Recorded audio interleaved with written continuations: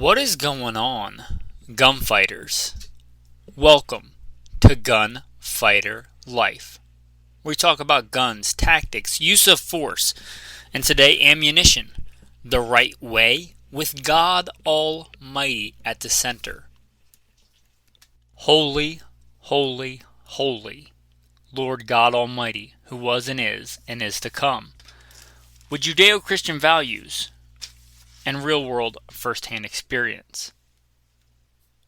All the things that I've been blessed to do as a professional gunfighter in my adult life are gifts from God. He blessed me with those experiences and blessed me to live through those experiences.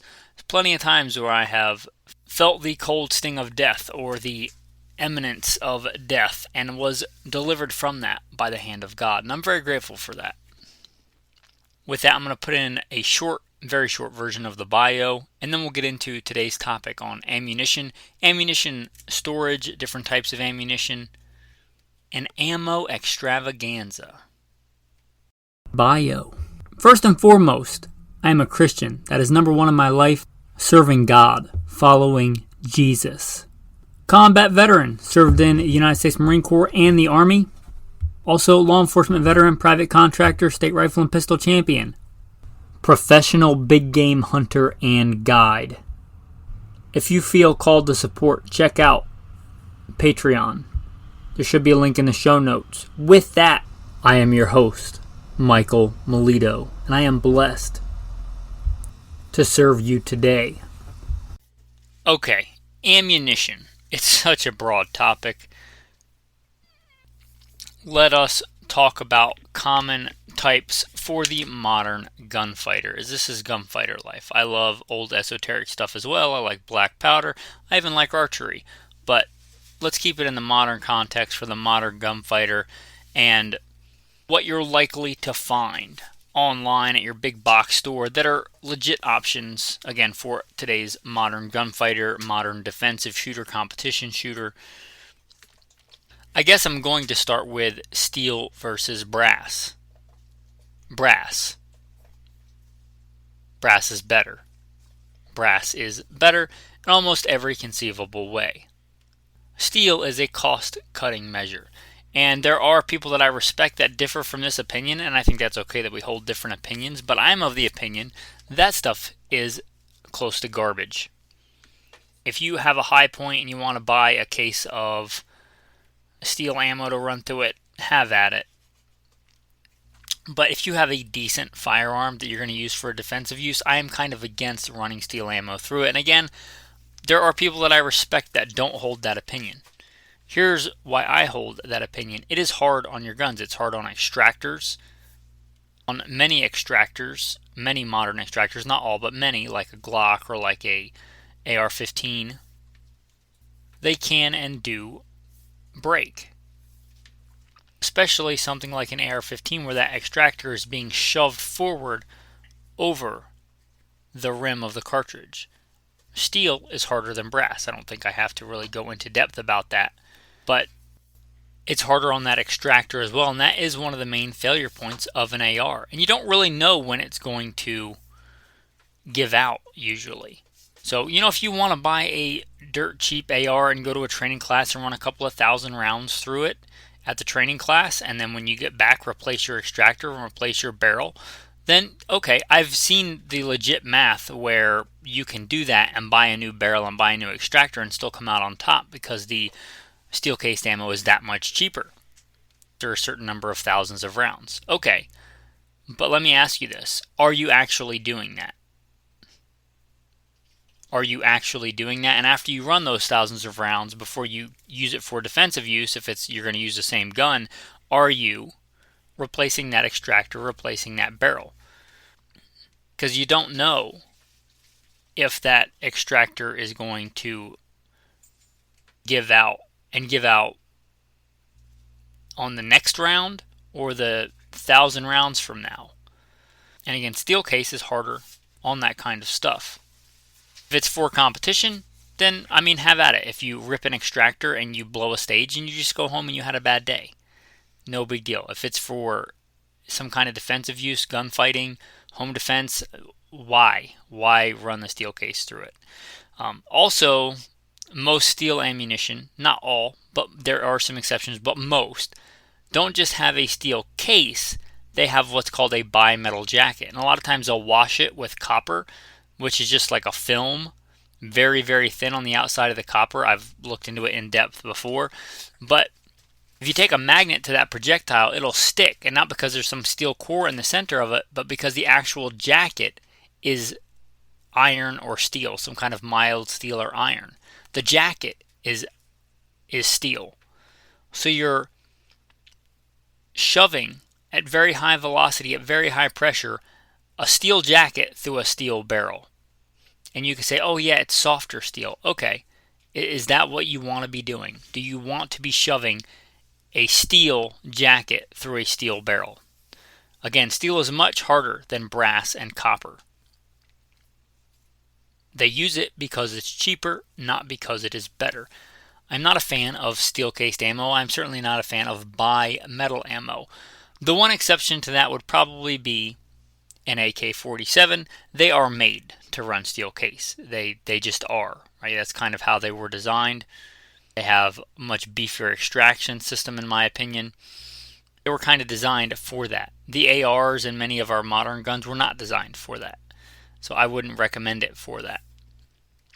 If you want to have steel case in like a giant spam can for when the zombie chipmunks descend upon us, and you figure at that point it's the last of your ammo, and if your guns get destroyed, it is what it is because that'll be the end, then okay. But in general, I'm against steel ammo for most things. There are some notable exceptions, but just why? You're going to spend all this money on a nice gun and literally tear it apart and wear it out prematurely because the ammo was a few dollars a box cheaper. That math doesn't make sense to me. If you want to do it, it's your life, it's your guns, it's your money. Have fun with it, but I am generally against steel-cased ammo and especially bimetal ammo. Brass is better. Now let's discuss full metal jacket versus modern defensive ammunition. Usually, and there are some exceptions to this, but usually defensive ammo, you're talking a hollow point for a handgun, and you're probably talking some kind of soft point, maybe a hollow point for a rifle. And let's get into that real quick. You don't necessarily want a hollow point for a rifle. In general, you want a hollow point for a handgun, but in a rifle, you may want something else, like a soft point, because rifles are going at way higher velocity. A lot of times, three times the speed of a handgun. And these are rough numbers. These are not a specific load out of a reloading manual or off of a website, but this is how I like to remember things in these generalities. In general, 9mm will come in your heavier for caliber 147s, your super light for caliber, most common 115 grain. You're talking just under or just over the speed of sound, which is roughly, and it depends on elevation and temperature and all kinds of stuff, humidity, but roughly the speed of sound, let's call it 1,000 feet a second for rough numbers. And your 9mm is going to be just under or just over that. A lot of your common rifle rounds, like 5.56, let's say a 55 grain, is going to be 3,000 feet a second, so roughly 3 times. And not always. You're talking, you go with a heavier round, you might be around 2,800, but it is much, much faster. So you're talking different things. You're talking different mechanical engineering, different mechanical physics. Just like, not to get too off in the weeds, but you take the exact same round, like a 357 Magnum, and you load it in a handgun, the exact same load out of the exact same box, and you put it in a rifle, even in that same caliber, you're going to get vastly different ballistics. And a hollow point round that will perform very well out of a, like say a 4-inch service revolver, will perform very poorly out of that rifle. Even though it's more powerful, it's getting more velocity because you're realizing more of that potential energy because more of that powder is burning. But because it's designed for a handgun, it may expand too quickly and give you not enough penetration, because that's a balancing act with expanding ammunition. Penetration versus expansion, and they have an inverse relationship. because when the frontal diameter of that round, that bullet, increases in diameter, it decreases its ability to penetrate. And I hope I didn't get too nerdy on that, but I think it's important. So just because hollow points are good for a handgun, and they're generally the go-to, they're not necessarily always the go-to for a rifle. A lot of times soft points are your go-to, or a ballistic tip, which is, I think, trademarked by Nosler, but a polymer tip, some kind of synthetic material tip. And that does a couple of things. It basically acts like an older lead soft point. Not that they don't make new lead soft points, but it's an older technology. But it can help the shearing off or deforming of the front of the bullet in a modern semi-automatic. You'll sometimes see these in handguns, like Hornady's really big on these, and that's because it puts some kind of media pre-staged in the hollow point. So it's still a hollow point, but they'll put the polymer in there so that it won't get clogged with something else that won't let it expand with the right density, like denim or windshield glass.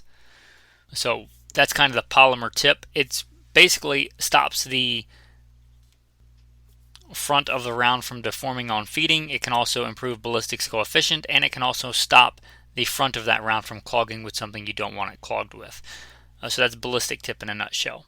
Focusing more on the handgun, full metal jacket, generally, and that's just a term. A lot of them aren't even full metal jacket. A lot of them have an exposed lead base, so technically they're not full metal jacket, but they're going to be referred to commonly as ball rounds. They're generally your most affordable, and you generally use these for practice. You should still run some of your actual defensive rounds through your gun, and I've talked about this principle before, but I absolutely think you should make sure that you pair your practice ammo with your defensive ammo to make sure that they shoot same point of aim, point of impact. I would look for one with a similar grain weight, similar velocity, similar bullet profile to make sure they fly the same way through the air and impact the target the same way. It doesn't do you a lot of good to do a bunch of training with 115 grain and then load up 147 grain when they shoot in drastically different places. Right? Match those up and do whatever you want. Right? Match a 115 grain target round with a 115 grain hollow point. I'm not endorsed by any ammo companies, but Speer is good for this. They make the Lawman, which is their practice round that has, again, similar ballistics to their defensive round. So you could get 115 grain Speer Lawman and 115 grain Speer Gold Dot. You could get 147 grain Speer Lawman and 147 grain Speer Gold Dot. You get the idea there. And these a lot of times have the benefit of having the same feed geometry and profile, because not all handguns will feed all hollow points. Well, not all handguns will feed all ammo, period.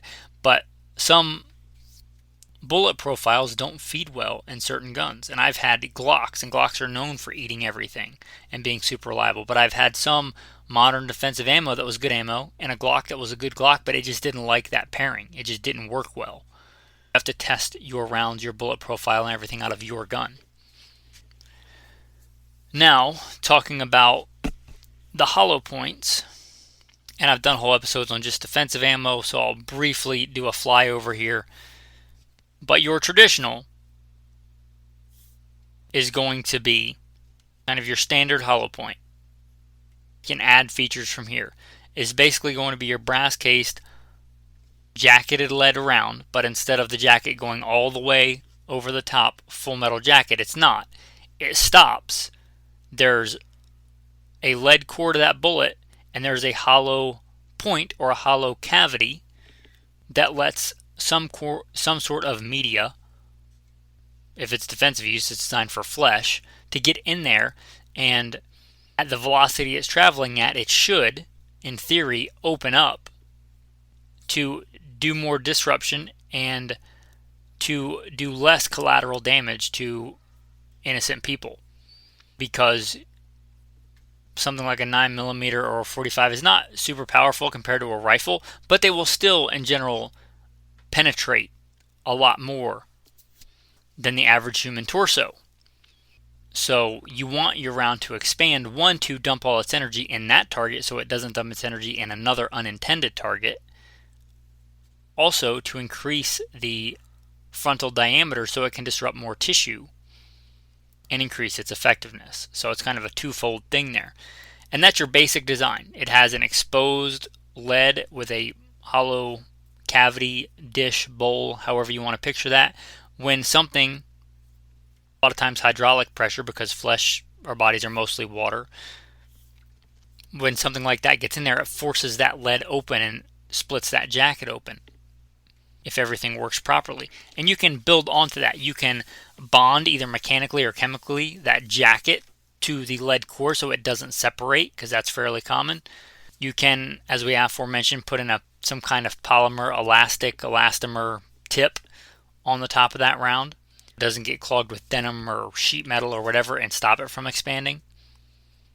You can add things like low flash powder so it's not making a giant fireball at night. You can do things like nickel-plated cases that are a little bit slipperier, at least in theory, than your standard brass case. There's a lot that goes into that. There's a lot of engineering and physical mechanics that go into hollow point ammunition. It's its own kind of science. And I've done whole episodes on like my favorite 9mm loads. If you want to dive deeper into that, you can go nerd out with me on those episodes. There's also a couple of other options, and I'm not talking about crazy whiz-bang off the charts, like this is the next best defensive ammo, it's a game changer, quote unquote. Right?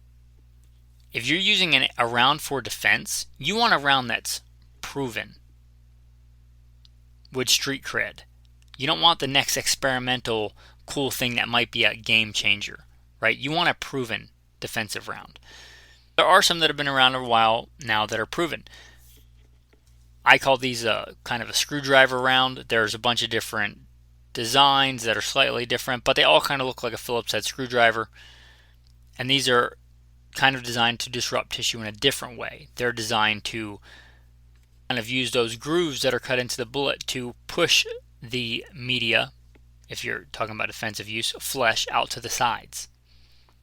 They also may or may not tumble, but these have been around long enough and have not gone away. They're not just a flash in the pan, kind of like a Glazer safety slug or something. They seem to be legit, and so I want to discuss them briefly. And I don't think that I would choose one over a hollow point in traditional calibers and traditional rolls like a 9mm or a 45, but they may have some application, like a 380, where you're right at that threshold where there's been a lot of advancements in the 380 in the last several years, but when you get that low in power, again, you have to balance that penetration versus expansion. And if you're starting out with less power, that's harder to do, because if you start increasing that diameter, you're decreasing the penetration potential. You might go too far, especially with like a 380. I would consider like the borderline bottom for most defensive uses. Something like that, you may want to look at one of these screwdriver rounds. Whether it's, Lehigh Defense, or I think Ruger even made some for a while. They may still make their version, which is kind of strange because it's like a pressed metal and polymer. But these rounds exist. They seem to work. A lot of times, these rounds will be solid brass. They'll be like CNC machined from solid brass. And solid brass rounds have their own advantages. They do tend to penetrate pretty well. And going back to that, you can also have a solid copper round. Like it's just copper. There's no lead core. It's just copper. You can have those, and those have come a long way. And they're really good for hunting in a lot of places. They're not just for, hippies that hunt in California that are mandated to use them. They're pretty good for hunting rounds and rifles. But they're also some decent choices for solid copper hollow points. They're generally going to be lighter for caliber because copper is lighter than lead. But there are some really good options. In fact, one of my go-to 357 Magnum loads, I'll sometimes pocket carry a 357 Magnum, is one of these solid coppers. Solid copper, again, is not just for where it's mandated as far as legislation goes, but in certain circumstances, it can be a really good option. They tend to hold their integrity very well. We talked earlier about, mechanical and chemical bonding of jackets versus the core. Well, you don't have to worry about that separation if it's all one piece, right? There is no jacket, there is no core. It's all one solid piece. They'll sometimes call these monolithic bullets. They're all one solid copper thing. So you're less concerned about core jacket separation because there is none. And again, they tend to penetrate fairly well. Even though they're kind of light for caliber, they kind of play by different rules than the old traditional cup and core bullets. It's one of the reasons they're really good for hunting, or can be really good depending on your situation for hunting. Now, let's talk about rifles. Let's transition for a little bit. Hollow points. When you think hollow points for handgun, you think hollow points for defense. With a rifle, not so much. Don't think that because a rifle round is quote-unquote a hollow point that it's a good defensive option. A lot of hollow point rounds, like your Burgers and things like that, are phenomenal bullets, but they're really good for target practice. They're really good for high BC. They're really good for punching paper or steel at distance. They're really good for match ammunition.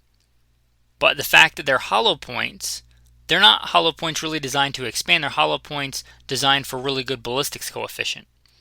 And while they technically do have a hollow point, not designed in the same way for the same parameters and for the same terminal performance that pistol hollow points are. So don't assume that just because a box of rifle ammo says hollow point that, oh, it's a defensive round. Not necessarily. Now, all these rounds could kill. Like your poorest option, your Full Metal Jacket 25 ACP has killed people. It certainly can, but it's not a good choice. Just because a rifle ammunition of a given caliber says hollow point does not mean it was designed for defense. So don't think that. Just because it says hollow point doesn't mean it's designed for defense, doesn't mean that it's designed for hunting. In fact, many of them, hollow point rounds, are designed for target shooting and high ballistics coefficient. But there are very good rifle rounds and common calibers that are hollow point rounds. Do a little bit deeper dive if this is going to be your home defense round or your truck gun round or whatever, your hunting round. Do a little bit deeper dive than, oh, it says hollow point on the box, so it must be a fantastic defensive hunting option. Not necessarily. There are some very good hollow point defensive rounds. But just because, again, it's a rifle round that says hollow point does not mean it was designed for defensive use at all. Kind of your traditional in this, guys, is not a hollow point at all. It's a soft point round. It's a traditional cup and core, meaning a lead core with a copper jacket, with an exposed lead tip. And those work great. And that's going to be your classic like Remington Core Lock, Federal Power Shock, things like that. Things that are common, 308, 30-06 caliber that have been putting deer in the dirt for decades. That's kind of your classic. And again, you can build off of that. You can put a polymer tip on there, or nozzler, if you're nozzler, a ballistic tip. That will increase ballistics coefficient, may not get mangled feeding in and out of the magazine. Has a couple of advantages there. Basically, on impact, it'll usually shear off and become a soft point round. So you can build off of that. You can go, again, with bonding, and just like your handguns, you can go mechanical or chemical bonding of the jacket to the core. The, Remington Core Lock denotes that it's a locked system. If that's what you want, if you want your bullet to hold its integrity. And normally for defense and for hunting medium to large game, you do. But if you're talking about a varmint cartridge, you want your cartridge to lose all its integrity. If I'm shooting a prairie dog with a 223, which is a lot of fun, and I thoroughly enjoy, something like a 36 grain varmint grenade, where it's basically, as I understand it, a jacket with powdered metallurgy, like powdered or sintered metal inside that jacket. And these are devastating. I used to hand load these. But shooting a prairie dog, and it'll dump a massive amount of energy in a very short amount of time. A varmint round. Because you have, going back to velocities with a very light round like that, it is going well over 3,000 feet a second in a 20-inch barrel 223. And you're hitting a target that's maybe 2 inches from front to back, and you want it to dump as much energy as possible. You want that round to fly apart very rapidly when it hits the target. Varmint bullets are kind of their own thing. And you may think that you don't want a lot of penetration because you're using this for home defense or something. Let me touch this briefly and not go down a giant rabbit hole. But any round that is reliably going to put down a human being is going to over-penetrate, let's say, drywall, your average home construction. It just is, period. Let me say that again. Any round that will reliably stop a human being will go through most modern home construction. Worry about problem number 1 first, stopping the threat and hitting your target. Worry about the other problems later. You can do things to kind of mitigate that. Again, hollow points for handgun are better than, for a lot of reasons, are better than full metal jacket. Let me put it to you this way. I don't know who you are, I don't know how big you are, but I don't think I can punch a hole. I don't think I can just grab my fist and punch a hole through your chest. Right? But I can go to pretty much any drywall and punch a hole in it. Easily. Human beings are tougher than normal home construction. Anything that's going to reliably put down a person is going to penetrate, or has the potential to penetrate. It may not. It may tumble or fall apart or something. But in general, I think that's a way overplayed thing. I would not recommend you use varmint bullets, or I would not recommend you use birdshot for a defensive use because of overpenetration. Worry about problem number 1 first. Stopping your target by hitting your target well. Now, recently, a lot of the rifle world has gone to long-range precision type shooting. A couple of terms get thrown around a lot. I'll briefly explain those here. Ballistics coefficient, BC. It's got to have a high BC, man, or you're not cool. Ballistics coefficient, the ability of a bullet's construction and profile to cut through the air, to move through the air. The bullet that will move through the air more efficiently has a higher ballistics coefficient. It's the ability of the bullet to fly through the air. Think about the shape of a 45 ACP, 230 grain full metal jacket, and something like a 5.56 green tip. If you pull both the bullets out of the entire cartridge and look at the bullets, you can just look and think about that in your head and those flying through the air and which one is going to slice through the air better. The 223 green tip. And green tip's not the most high BC bullet, but it's certainly high BC compared to a 45 ACP, just to bring it to the extreme so you can picture it. They'll do things like make these bullets long for caliber if you want a higher BC. Right? Your traditional 308 bullet will be 150 grain. Your high BC bullet for 308 will be 168 grain. At the low end, maybe 175 grain and up, because you're making it long for caliber. Also will help with bucking wind and things like that, which is really important. They'll also do things like putting a boat tail on the back of the bullet to make it a little bit more streamlined. Put a long, sleek ogive on the bullet, which just the front of the bullet is very long and sleek. Going back to like Burger's kind of known for this. They have long, sleek, very pointy, very long bullets for caliber in general for the high ballistics coefficient, and they do that very well. Sectional density is a term that's kind of related, but not necessarily a one-for-one. But that's basically a bullet's ability to penetrate thicker media, like its intended target, sectional density. Okay, that was a lot, and I thought that was going to be a very short intro to the episode. I want to talk about other things on this episode, like ammo storage. Ammunition can last a very long time. There are still, people that can go out and shoot World War II ammunition. Couple of things that really will kill ammunition is massive temperature fluctuation and moisture, whether straight up like water or humidity. Those are your two common things. You're probably not dealing with acid and salt and things like that. Your two most common things that are going to hurt your ammo are massive swings in temperature, especially heat, and water humidity. If you mitigate those two things, I wouldn't worry too much about it. Storing it in a cool, dry place. Ammo cans are called ammo cans for a reason. They basically keep out moisture.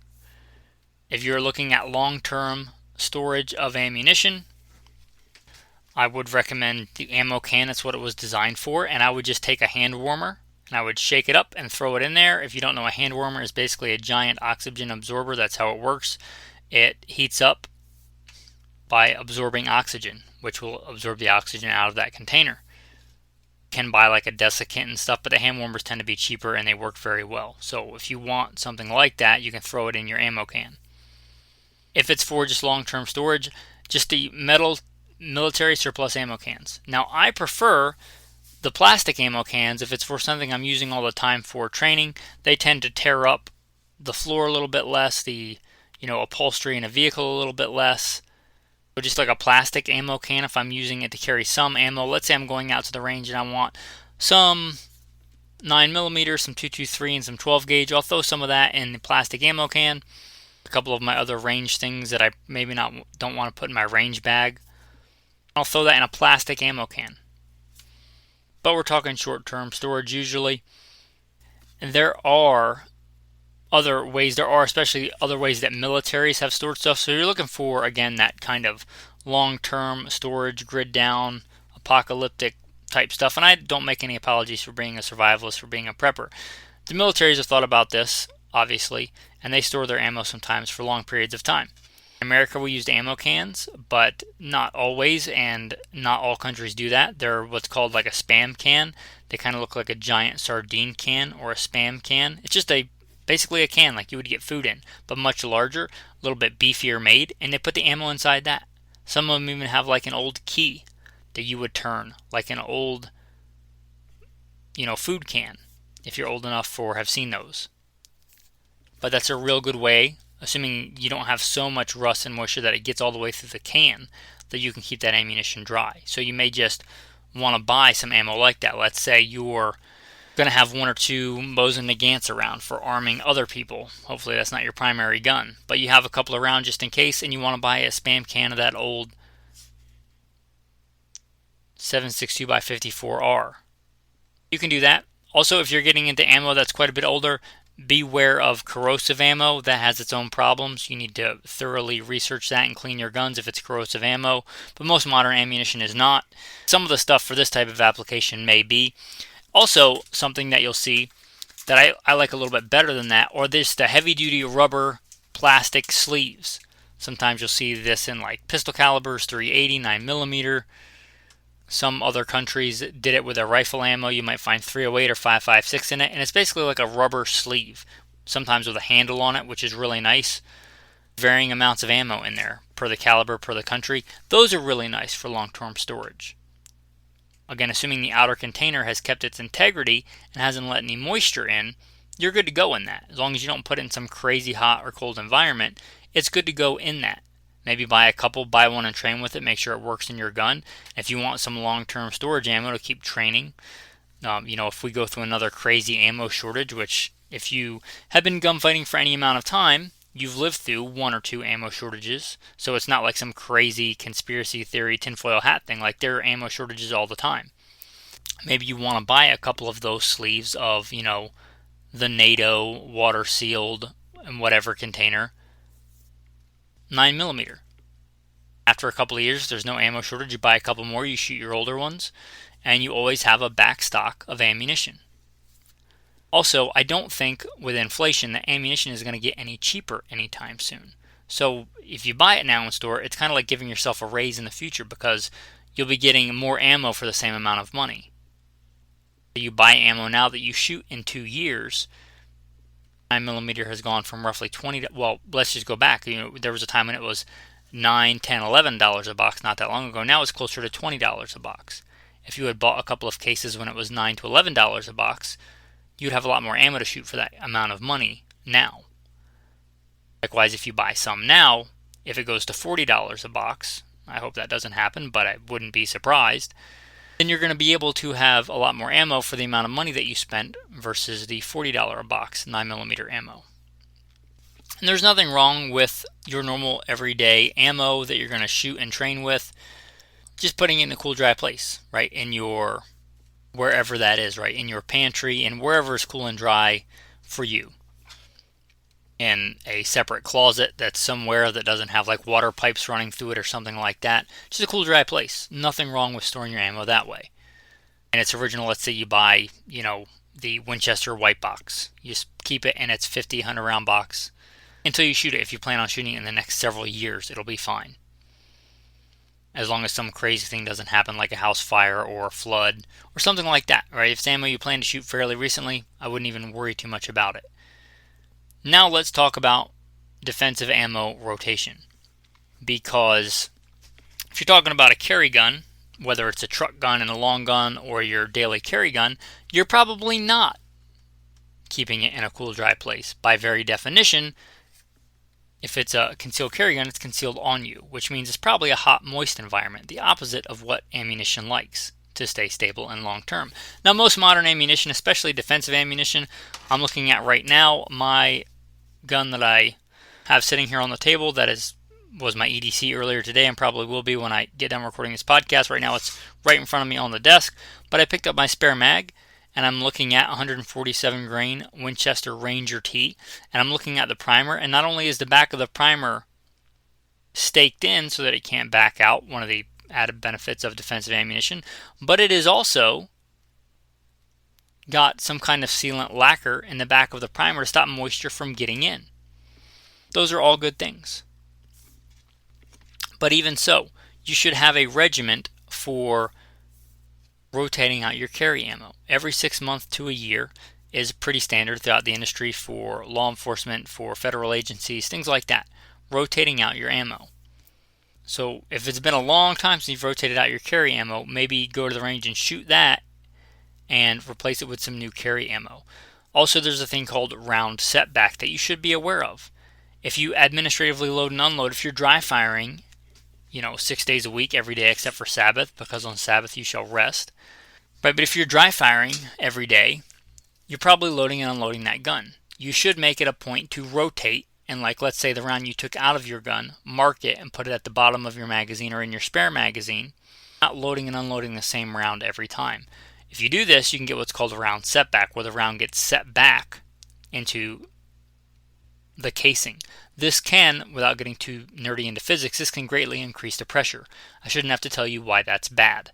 So you want to mitigate that, and that's another reason why you want to change out your carry ammo. I recently just did this again, and it had been about a year probably since the last time I had rotated out my carry ammunition. It's a good thing to do. If it's your carry gun or your truck gun, this is a gun that you're thinking you may have to defend your life with. You may have to protect your life or somebody else's life with this gun. The bullet needs to be able to do its job. It needs to go off properly. It needs to do all the things that it's designed to do. If you are carrying a firearm and ammunition to defend your life or somebody else's life, that is a weighty matter. It's important to get a practice ammunition and a carry ammunition that perform the same. It is important to rotate out your carry ammunition. If your carry ammunition is green and has round setback and stuff, really examine that, right? If you are carrying a round in your gun, like you go out and you practice with 115 grain ball and you're carrying 124 grain plus P, whatever, it could be a very good round, and you've never tested it through your carry gun to make sure it shoots point of aim, point of impact, as laws of physics dictate it probably won't if it's a different velocity, different grain weight, different bullet profile. And it may or may not feed through your gun. Again, I've had Glocks, really good Glocks that I really liked, with really good modern defensive ammunition, but that gun just didn't like that particular bullet profile. It didn't work well with that gun. You have to test that stuff out. You can't just assume because it's got a fancy packaging or because it's a gun that's known for being reliable that it actually is going to be with that ammunition. This is gunfighter life. This is not drooling over recoil magazine life. This is not, and there's nothing wrong with recoil magazine, it's a good magazine, but that's not going to make you a good gunfighter. It's not buying the next cool EDC widget on Amazon. It's not having a really cool packaging on your ammo. That's not what really matters. What really matters is training and testing your equipment and being good and proficient with it. And I guess that's a good place to end this episode of Gunfighter Life. If you enjoyed this episode, if you thought the content was valuable, you got anything out of it that you thought was worth something, consider becoming a patron. I recently added a $1 tier. I'm considering getting rid of it, but it's $1. Even if I get rid of it, if you're in there for $1, you'll still be in there. But $1, what is that compared to a box of ammo? If you like the show, if you're a regular listener, consider supporting the show. Consider putting your money where your time is instead of just on cool widgets on Amazon that you might forget about in 6 months. Actually think about supporting this show and the content to make godly men strong and strong men godly, to make good men well armed, well equipped. If that's something you want to support, consider becoming a patron. There should be a Patreon link in the show notes. Tactical tip of the day. I've got 2 for you. This is a time of year when a lot of people are out and about, hopefully in the woods, hopefully outside, enjoying God's creation. Psalm 19, the heavens declare the glory of God, and the firmament shows us his handiwork. Hopefully you're out there getting some nature, enjoying some of God's creation. Doing a lot of packing, a lot of stuff like that. You may be open carrying. You may be doing stuff like that, hiking. One of the things that you may want to consider doing on your magazine or magazines, depending on how many you carry, for your EDC or whatever, you may consider putting a bright colored piece of tape or sticker on your magazine. Then doing stuff like that, your magazine may fall out. Different than an urban suburban environment where you're trying to conceal it and somebody may see if you have like a bright orange sticker. It may increase the odds they're going to see your gun or your magazine, but that's less of a concern if you're out open carrying or even concealed carrying out in the woods. People shouldn't be that close to you to see a small sticker on a base plate. If the magazine release gets hit, your magazine falls out, or your spare mag falls out, and you have to go back and look for it, makes it a lot easier to find. And you probably have some bright, obnoxious colored sticker or tape hanging around anyway. If you're like me, you use them often for dry fire targets and such. Putting one of those on a base plate of a magazine can really be nice. Also, we talked about hollow point ammunition. If you're talking about defense against animals, you may be looking at different bullet parameters. I'm not telling you what you should carry for your given situation, but we talked about that hollow points being a balance between penetration and expansion. You may want different parameters for, let's say, a bear than you do for a person. Maybe you don't, but it's at least something to consider. Consider that you don't always want hollow points. Sometimes you may want like a old classic truncated cone semi-wad cutter. Want to go super old school, you may decide for your situation just a hard cast lead bullet is better. I'm not saying it is or it isn't. You should examine that for yourself. But just because hollow points are the best day to day for urban suburban carry doesn't mean they're necessarily the best choice for you in the backcountry, in the woods, doing things like that. Anyway, those are your tactical tips for the day. Your tactical verse of the day. It's one I was meditating on this morning. Speak to the children of Israel. Tell them to make tassels on the corners of their garments throughout their generations, and to put a blue thread in the tassel of the corners. And you shall have the tassel, that you may look upon it, and remember all the commandments of the Lord and do them, that you may not follow the harlotry to which your own heart and your own eyes are inclined. And that you may remember and do all my commandments, and be holy for your God. I am the Lord your God, who brought you out of the land of Egypt to be your God. I am the Lord your God. We should live a life remembering God and what he wants us to do, and not following the harlotry to which our own hearts and our own eyes are inclined. Is that how you define your life? Are you living your life based on what God wants you to do, or based on just whatever you feel like doing? Those are very different lives. One is right and one is wrong. You can basically boil sin down, well, I like to boil sin down, into thinking about it that way. Sin is saying, God, I know what you want me to do, but I'm going to do what I want to do anyway. And you say, don't eat that fruit of the tree of the knowledge of good and evil, but it looks really good and I want to do it, so I'm going to do it anyway. I know you say, don't commit adultery, but that woman looks really good, so I'm going to do what I want to do anyway, even though you tell me that I shouldn't. And even though we know deep down that God designed us, he knows what's best for us, but we're going to do what we want to do anyway. It's ridiculous on its face, yet we still are inclined to do it. It would be like buying a brand new Mercedes-Benz and saying, I know that the manual and the mechanics and the engineers, they all say to put gas in the tank, but I'm going to put sugar in the tank because I like sugar and I think I know better than the people that designed this thing. When God designed you, he gives you instructions for your good, for my good. He tells us how to live our lives. A God that loves us so much he created us to begin with. And he tells us what's best for us, how we should live. And it's sin when we say, I know what you say, but I'm going to do what I want to do anyway. So be less focused on what you want to do and focus on what God is calling you to do. Not so much on the harlotry to which your own eyes and your own heart are inclined. And focus on God. With that, thanks for listening and have a blessed day.